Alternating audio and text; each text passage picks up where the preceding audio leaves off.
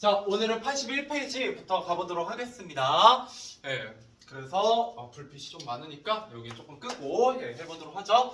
자, 여러분들 지난 시간에 배웠던 2시에 대해서 다시 한번 복습 빨리 해보도록 하죠. 예, 그렇게 어려운 내용은 아니니까요. 먼저 먼 후일입니다. 자, 먼 후일이라고 하면 여기에 보시면 일단 여러분들이 좀 공부하셔야 되는 내용이 몇 개 있어요. 자, 일단 서정적이다 이렇게 되어 있죠. 예, 먼 후일은 뭐에 대해서 노래하고 있다. 예, 일단 여러분들이 시적 상황. 자, 시에 드러난 상황은 뭐예요? 사랑하는 님과 헤어졌다. 예, 이걸 두 글자로 뭐라고 한다? 이별. 그렇죠. 이별. 고마워요. 자, 헤어졌다. 예, 그 다음에 그런 이별에서 내가 느끼는 정서는 뭐예요? 정서, 감정. 어떤 감정을 느끼고 있다? 당신에 대한. 그리움. 그렇죠. 그리움이라고 얘기할 수 있습니다. 예, 이 그리움이 바로 서정적이다라고 얘기할 수 있어요. 그죠? 이 시는 전체적으로 뭐에 대해 얘기하고 있다? 그리움에 대해서 얘기하고 있다. 이렇게 얘기할 수 있습니다. 너무 불편하니 혹시 앞에? 괜찮지? 예, 자, 그 다음에 민요적이다. 이거 중요합니다. 예, 민요적이다. 자, 이제 민요적이다라는 건 뭐 때문에 민요적인 거냐면 우리 사문보 때문에 민요적인 거예요. 예, 여러분 머누이는 어떻게 읽는다고요? 한 행에 몇 마디로? 세 마디로 읽는다. 그죠? 먼 훗날 당신이 찾으시면. 자, 이렇게 세 마디로 읽게 된다라는 얘기를 드렸었어요. 예, 그래서 우리나라는 기본적으로 민요, 우리 아는 민요 뭐 있어요? 여러분들 한국인이라면은 바로 이 노래를 알고 있죠. 아리랑 같은 거예요. 그래서 보시면 아리랑이 몇 박자예요? 4분의 3박자거든요. 아리랑. 그죠? 예, 4분의 3박자예요. 예, 그래서 우리는 기본적으로 사문보, 그죠? 어떤 세 박자를 가지고 있는 걸 우리가 민요적이다 이렇게 얘기하게 됩니다. 알겠죠? 자, 그 다음에 애상적이다. 이게 그리움이요. 맨날 이것도 그리움과 다른 말이고요. 자, 그 다음에 내재율이라고 되어 있죠. 내재율. 예, 운율 형성 요소가, 운율을 형성하는 요소가 시 안에 숨어 있다. 이렇게 보시면 됩니다. 그러니까 운율을 형성하는 요소가 시 밖에 대놓고 드러나지 않는 걸 우리가 내재율이라고 부릅니다. 그냥 여러분들이 배우는 모든 현대시는 내재율이라고 보셔도 좀 무방합니다. 알겠죠? 여기까지? 자, 그래서 내재율을 했을 때 여러분들이 기억하셔야 되는 건 뭐냐면 이 먼 후일의 운율 형성 방법이에요.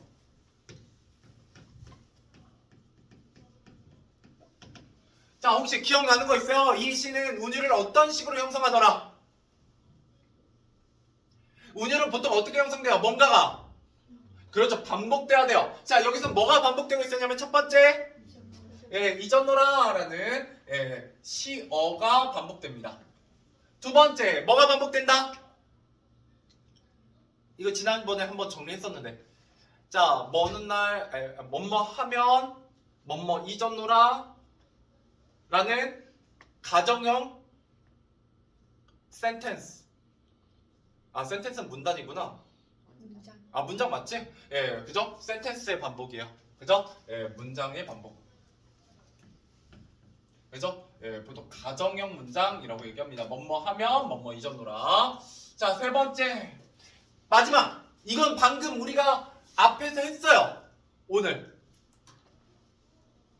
이게 반복돼요. 먼 훗날 당신이 사문보. 찾으시면. 그렇죠. 예, 이렇게 해서 세 가지입니다. 알겠죠? 예, 여러분 이건 공부하셔야 돼요. 예, 운율도 워낙 중요한 내용입니다. 예, 그래서 이게 바로 운율을 형성하는 내재율이다. 이렇게 보시면 되겠습니다. 자, 여기 국어는 힌트가 다 글 안에 있다. 시어, 식구, 그죠? 예, 문장을 식구라고도 해요. 예, 그랬을 때 시어 같은 경우는 잊었노라 가 반복되고요. 식구 같은 경우는 뭐뭐면 뭐뭐 잊었노라 가 반복된다. 이렇게 보시면 되겠습니다. 자, 마지막으로 제일 중요한 건 뭐다? 물론 여기에서 했던 거 다 안 중요한 건 아니지만 결국 이 먼 후일을 통해서 물어보자는 건 뭐다? 반어법이다. 이렇게 보시면 되죠. 자, 이때 반어법은 뭐를 반어법이라고 한다? 나의 속마음과 어떻게 표현하는 거? 예, 반대 표현입니다. 그죠? 자, 그래서 예시를 들면 잊어놓으라가 표면의 이야기라면 실제 마음속에서 하고자 하는 말은 뭐예요? 잊어놓으라가 아니라 잊지 못한다 라는 말을 하고자 하죠. 이면 좀 어려운 말로 이렇게 보시면 되겠습니다. 됐죠? 이러면 이제 머누일에 대해서 정리가 어느 정도 다 됐다 이렇게 얘기할 수 있습니다. 자, 머누일의 짜임 가보도록 하죠. 1년. 자, 머느 날 당신을 만나게 될 때 말한 이의 반응이 있다는 거죠. 그죠? 내가 당신을 머느 날 잊었노라 라고 얘기하면 2년. 당신의 뭐가 따라오게 돼요? 당신이 나를 꾸짖게 되겠죠. 그죠? 예. 꾸짖다라는 건 다른 단어로 뭐라고 꾸짖다라는 걸 다른 말로 뭐라고도 하냐면 질책이라고 합니다. 그죠? 당신이 날 나무라면 뭐 이렇게 얘기하죠. 계속되는 질책에 대한 마르니의 반응, 그죠? 당신이 올 거라고 믿지 못해서 잊어놓으라 뭐 이런 얘기합니다. 자, 4장 당신이 잊지 못하는 마르니의 무슨 마음? 애절한 마음. 이 애절함은 뭘 통해서 강조되게 된다? 반어법을 통해서 이 애절함이 강조되는 것이다. 이렇게 보시면 되겠습니다. 자, 넘어가 보도록 하죠. 자, 그러고 나면 다 했던 얘기들이에요. 그렇기 때문에 빈칸만 쭉쭉 채우고 넘어가 보도록 하겠습니다. 제가 중요하게 여기는 내용들은 다 말씀을 드린 것 같아요. 자, 마르니의 처지, 그죠? 무슨 상황이다? 당신과 이별한 상황이다.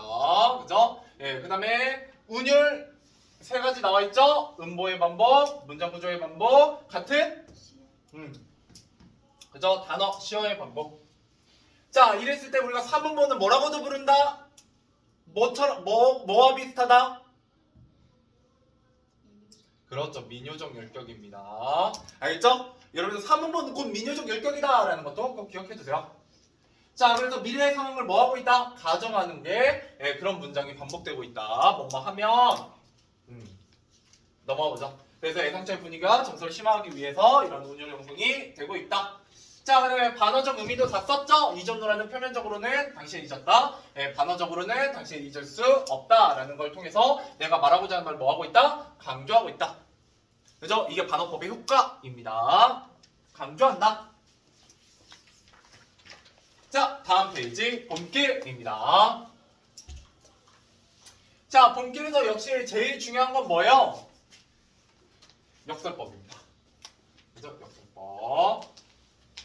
역설법 몇 번 쓰인다? 3번 쓰여요. 길이 끝나는 곳에 길이 있다. 길이 끝나는 곳에 길로 남아있는 사람이 있다. 사랑이 끝난 곳에 사랑으로 남아있는 사람이 있다. 뭐 이런 식으로 해서 3번이 쓰입니다. 됐죠? 자, 그 다음에 의지 나와 있습니다. 의지. 그죠? 이때 의지는 뭘 통해서 드러난다?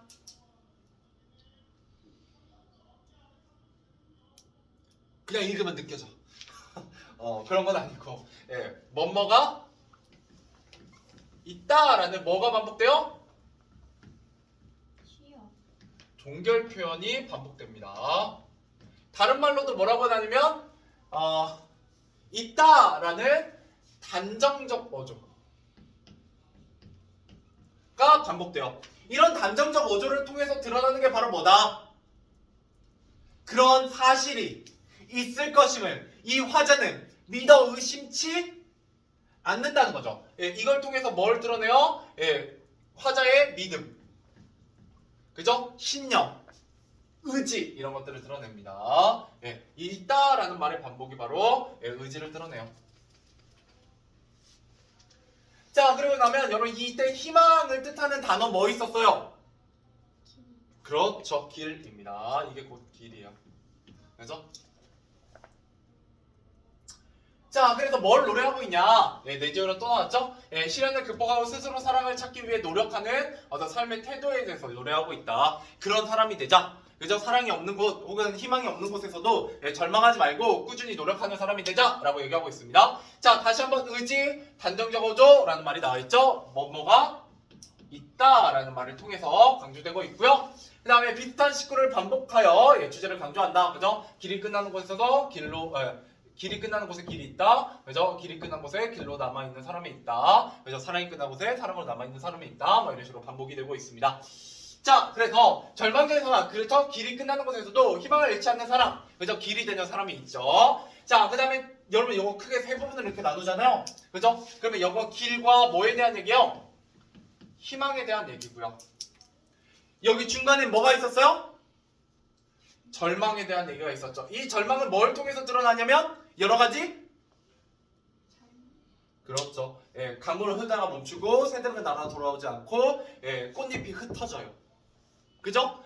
그런 절망은 뭘 통해서? 자연물을 통해서 드러나고 있죠. 그래서 절망적인 상황. 자, 그 다음에 10에서 14행. 사랑이 끝난 곳에서도 사랑을 베푸는 사람이 있다. 여기서는 뭐에 대한 얘기를 하고 있다? 사랑에 대한 얘기를 하고 있죠. 그래서 우리 시는 크게 세 부분으로 나눠서 공부해보자 이런 얘기를 드렸습니다. 넘어가 보죠. 자, 봄길의 의미 가보도록 하죠. 당연히 이 글의 제목이기도 하고요. 당연히 중요합니다. 자, 어떻게 중요하냐? 자, 봄이라는 건 만물이 소생하는 계절로서 봄은 뭘 의미한다? 희망을 의미해요. 희망적인 느낌을 준다 이렇게 보시면 되겠고요. 그 다음에 길이라는 건 미래, 가능성의 의미를 내포하며 무슨 느낌을 준다? 긍정적 느낌을 줍니다. 긍정적, 희망적.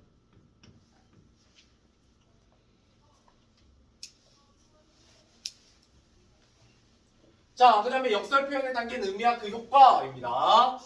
결국 절망 속에서도 희망을, 그죠? 혹은 희망을 잃지 않는 사람을, 그죠? 그 다음에 다른 이에게 사랑을 베푸는 사람을 의미한다라는 거예요. 결국 이걸 통해서 역설법을 쓰면 내가 말하고자 하는 말을 어떻게 하게 된다? 강조하게 됩니다.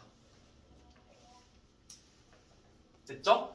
뭐 크게 문제되는 건 없고요. 자, 마른이의 태도 가보도록 하죠. 자, 마른이의 태도는 절망적인 상황 플러스 희망과 뭐가 존재한다? 절망이 또 존재하면 안 되지. 사랑, 사랑. 그죠? 그러니까 이 글은 크게 세 가지로 이루어져 있어요. 키워드가 절망, 희망, 사랑. 그죠? 별 내용 없습니다. 이 시도. 자, 그래서 희망과 사랑을 품고 꿋꿋하게 살아가는 태도를 중요시하고 있다라는 거고요. 그 다음에 비와 당신도 있었죠? 이제 당신이 그립지 않죠? 그죠? 이렇게 얘기해요. 실제로 그리워요, 안 그리워요? 그리워요. 그죠? 그래서 보고 싶은 마음도 없죠. 보고 싶죠. 그죠? 자, 그래서 당신에 대한 마랑이의 뭐를 드러내고 있다? 그리움을 드러내고 있다. 뭐를 통해서? 반어법을 통해서 강조한다라는 거예요. 그죠? 그래서 반어법은 결국 뭐다? 강조법이다. 이렇게 보시면 되겠습니다. 넘어가 보죠. 자, 넘어가시면 우리 드디어 소단원 문제가 나와 있습니다. 1번부터 꽤 많아요. 15번까지 문제 풀어보세요. 자, 해설해 보도록 하겠습니다. 1번부터 가보도록 하죠. 여러분들 83페이지 소단원 문제입니다. 자, 가보도록 합시다. 1번. 자, 가와 나의 공통점을 알맞은 것은 이라고 했습니다. 자, 여러분 음보가 나타나는 건 뭐에 대한 설명이냐면 가에 대한 설명이 있죠? 그래서 얘는 삼보가 나타나고 있다. 그래서 비와 당신이라는 나는 음보가 나와 있진 않죠? 가요로 불릴 것을 목적으로 만들어지는 건 나에 대한 설명입니다. 자, 그 다음에 일정한 규칙이 반복되어 운율이 나타난다. 운율 같은 경우는 맞긴 한데 일단 넘어가 볼게요. 그 다음에 마른이는 사랑하는 사람과 이별한 상황이다. 얘는 확실히 맞죠? 정답은 4번인데요. 선생님, 그러면 3번에 운율이 나타난 거 맞지 않나요? 맞죠? 근데 일정한 규칙이 반복되는 것은 뭐에 대한 얘기냐면 외형률에 대한 얘기고요. 여러분들 어떤 규칙이 반복되고 있진 않아요. 일정한 규칙이 대놓고 반복되진 않습니다. 자, 그러면 겉으로 뜻이 모순되어 있고 이건 뭐에 대한 설명이에요? 역설법에 대한 설명이고요. 이건 뭐에 대한 설명이다? 봄길에 대한 설명이 되겠다. 이렇게 보시면 되겠습니다. 정답은 4번 넘어가 보죠. 자, 2번입니다. 다음은 가문화를 끊어 읽은 것이다. 이에 대한 설명을 알맞지 않은 것은 자, 3음보. 음보라는 건 호흡의 마디다라는 얘기를 했었어요. 예, 그렇기 때문에 호흡, 규칙적, 얘는 맞아요. 그 다음에 점층적으로 확장되고 있다라고 했는데 이게 끊어있는 거하고는 별로 상관은 없고, 자, 그다음 가정형 문장 그저 뭐뭐 하면이 예, 반복되고 있다. 좋아요. 그걸 통해서 운율을 형성한다. 예, 그다음에 운율은 전체적인 정서와 분위기를 파악하는 데 도움이 되죠. 예, 정답은 3번이 되겠습니다. 이 시가 점층법이 없냐? 그렇진 않은데 예, 운율을 통해서 점층법을 확인할 수는 없습니다. 알겠죠? 네, 정답은 3번 넘어가보죠. 자, 3번. 예, 나무에서 당신이 잊지 못하는 마라니의 심정을 드러내는 시어를 찾아 이음절로 쓰시오. 예, 두 글자라고 했네요. 자, 나는 뭐가 나고 있다? 예, 눈물. 그죠? 예, 여기에 당신에 대한 그리움과 사랑이 예, 담겨 있다. 이렇게 보실 수가 있죠? 예, 4번입니다. 기억. 자, 기억 밑줄은 뭐였냐면 예, 이전노라 였습니다. 이전노라. 예, 이전노라 당연히 반어법에 대한 문제 물어보겠죠? 예, 반대로 표현하고 있다. 그죠? 당신에 대한 따뜻한 시선과 애정. 그죠? 표면은 당신 잊었다입니다. 표면적으로는. 근데 실제 의미는 뭐다? 당신 잊을 수 없다에 해당이 되고요. 예, 애틋하고 간절한 심정이고 예, 따뜻한 시선과 애정하고는 좀 거리가 멀죠? 예, 이거는 상관이 없습니다. 넘어가 보도록 하죠. 자, 5번 가보도록 하죠. A와 B에 대한 마라니의 태도를 알맞은 것은 이라고 있네요. 예, A에서는 예, 당신이 되겠고요. 그래서 B 같은 경우는 예, 당신이긴 한데 예, 이때 당신은 가의 당신이고 이때 당신은 나의 당신이죠. 예, 그래서 가의 당신 예, 사랑하며 잊지 못한다 라고 보시면 되겠고 예, 다시 만나길 기대하는 건 아닙니다. 그죠? 예. 자, 그 다음에 나의 당신은 어때요? 나오나?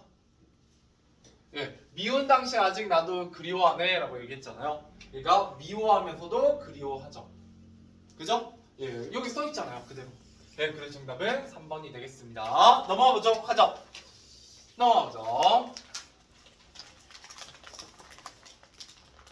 자, 6번 가보도록 하겠습니다. 자, 보기는 이 시의 내용을 봄길을 걸어가는 사람의 의미를 파악한 내용이다. 기억에서 미음에 들어갈 내용을 알맞은 거. 예, 기억에서는 길, 뭐 희망, 뭐 이런 걸 얘기할 거고요. 니은에서는 절망 이런 걸 얘기할 거고, 그죠? 디귿에서는 사랑 이런 것들을 얘기하겠죠. 예, 그래서 보세요. 1번에 희망, 기억, 니은에서 절망, 그죠? 네, 디귿에서 사랑.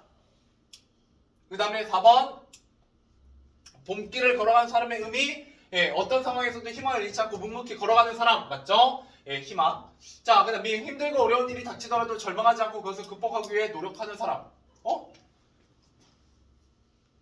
아, 네, 맞죠? 예, 그러면 뭐가 이상해요? 예, 절망적인 상황은 맞는데 마라니를 위로하던 사람마저 떠나니라고 얘기하고 있는 게 예, 틀렸죠? 예, 이게 좀 이상하네요. 자, 그러면 뭘 통해서 절망을 드러내요? 마라니를 위로하는 사람이 떠나갔다는 게 아니라 여러 가지 자연물을 통해서 예, 절망적인 상황을 얘기하고 있습니다.